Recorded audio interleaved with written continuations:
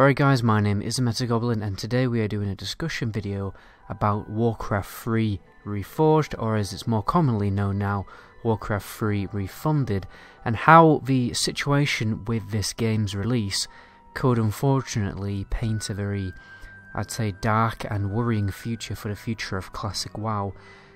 Primarily if there is ever going to be some kind of, Burning Crusade server ever released in future.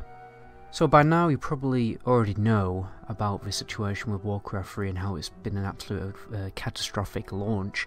I'll give you a quick rundown. Basically, Blizzard originally announced that there's going to be, fully reforged graphics obviously, and the cinematics would be reforged. Even the kind of like in-game cinematics would have more dynamic cameras.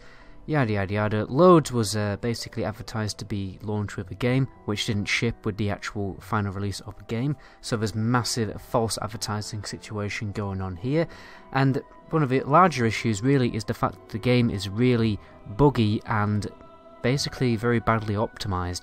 A lot of people are having serious FPS issues. They basically cannot play the game. It's practically unplayable and very laggy and, just a distasteful experience in general. So on this channel we talk a lot about how Activision Blizzard has become a very profit-driven company now, and one of the main ways that obviously companies, businesses try to optimize their profit is by reducing their running costs, setup costs, and all this kind of thing.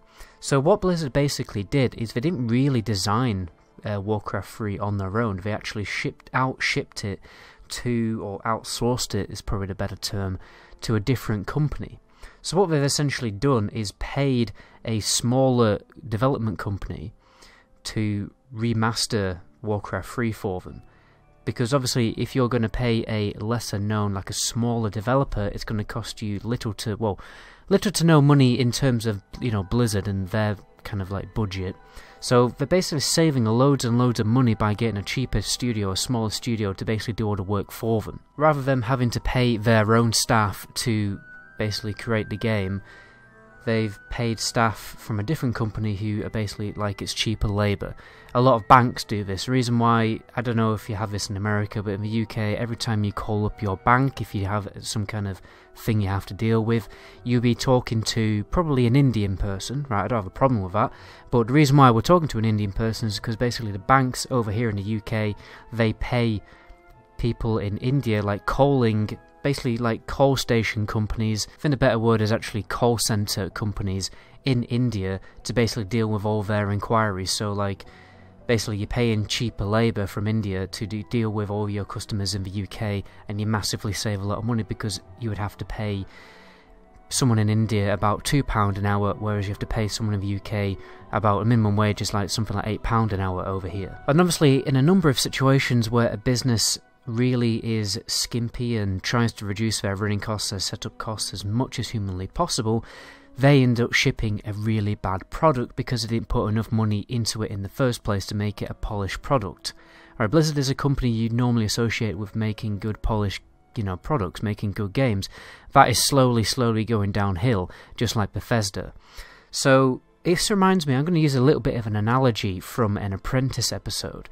So there was a guy on The Apprentice who was very qualified in, basically he had a lot of experience in the ice cream company. He worked in the ice cream industry, and just basically his specialty was to sell ice cream. And a task came up on The Apprentice for them to sell ice lollies, which basically really, run up his street. And what happened in this task is he got absolutely obsessed with profit.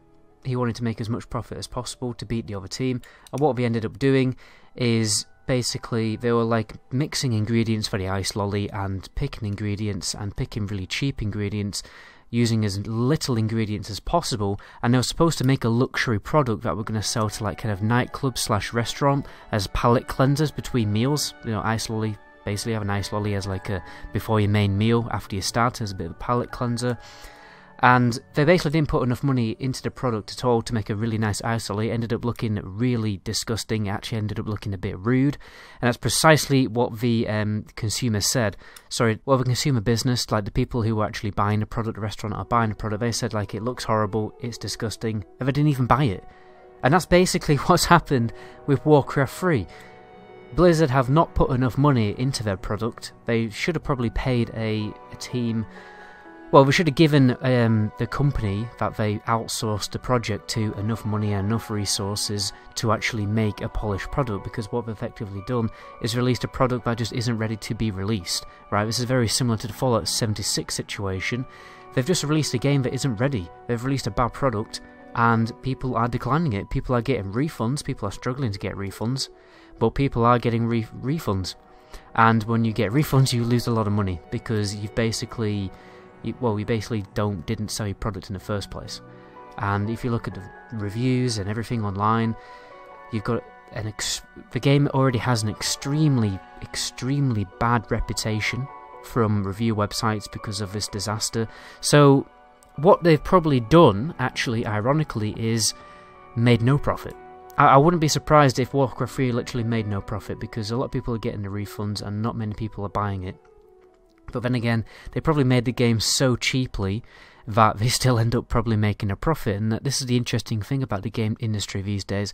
A lot of companies are making really bad games, but are making games fast, with a fast turnaround, fast development time, to release games as fast as possible, so that people will buy it, they'll buy in on the hype and just buy the product anyway, but the product will be crap. And they'll still make money because they didn't have a lot of running costs to make the game in the first place. So that's the kind of the dark thing at the end of the day. They probably still will make a little bit of money. But anyway, let's relate this, back into Classic WoW, as this is a Classic WoW channel, and by now people are probably very annoyed that I've talked about a different game for too long. But anyway, it's interesting because it definitely seems that it's really surprising, because Warcraft 3 is like the core game of Blizzard. It's the first game that one of the first games that really made Blizzard a well-known company.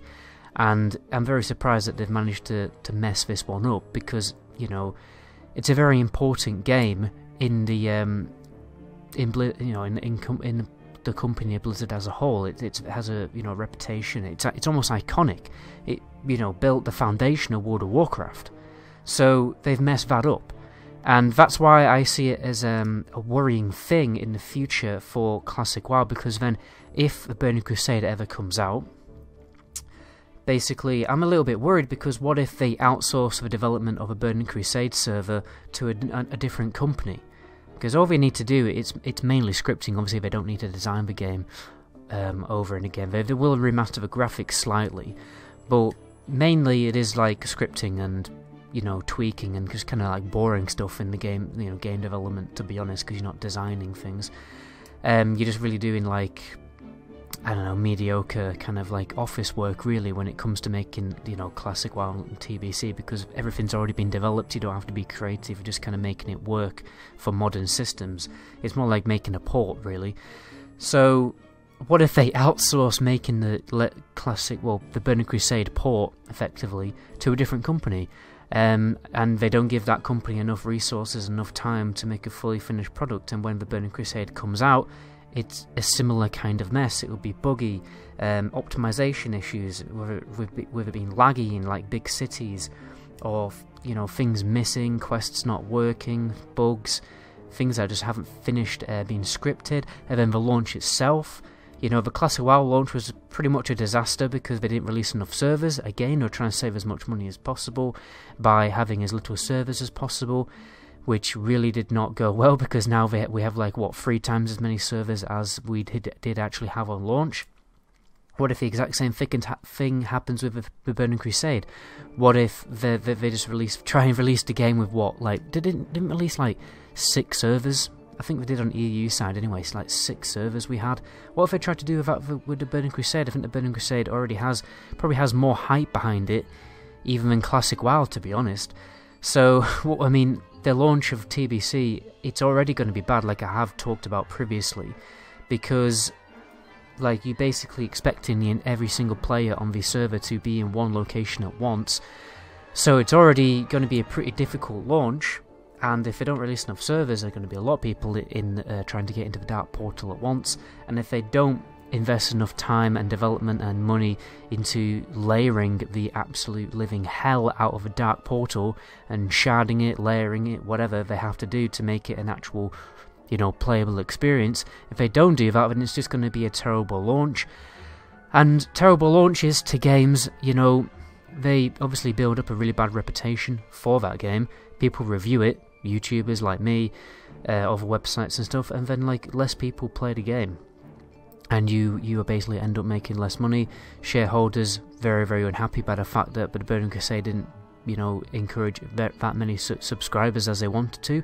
Well, guess what? We're not going to even bother with the Wrath of Lich King, and we're not going to take this legacy server concept anywhere near into the future because of, you know, the launch of a Burning Crusade was so bad. These are the kind of things that I speculate could possibly happen, and obviously they are quite it's quite a dark thing to think about. But anyway, I think I've gibbered on long enough. I am going to make a proper big guide video tomorrow. I apologise for not making many guide videos recently and making these more quick discussion videos. The main issue behind that is because I've been quite busy basically trying to get a new place to live, doing flat viewings and stuff like that this month. I've actually just totally decided to give up because it's totally, when you tell letting agents that you're a YouTuber, they just look at you, do a little like this on the keyboard, like computer says no, and that's about it. So I've just given up trying to get my own place to live, and I'm going to go move back in with my dad. I'll probably talk about that more on a future stream, probably on Wednesday, which is tomorrow. I'll be streaming raiding Molten Core and Onyxia tomorrow on my Rogue if you want to stop by. Twitch.tv/Metagoblin. You'll find the links in the description anyway. But anyway, my name is the Metagoblin. To my next video, ciao.